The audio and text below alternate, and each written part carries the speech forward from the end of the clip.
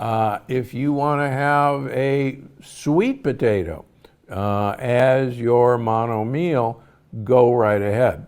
The really interesting thing about this is you don't have to be really concerned about whether the starches are resistant, whether they're, for instance, if you want to have pressure cooked basmati rice as your first meal, it'll work just fine. Do I think you ought to have that every day of your life? No, I'm not particularly impressed with the arsenic content of rice, but that's a whole different story. The point is, carbohydrates are really easy to get your arm around.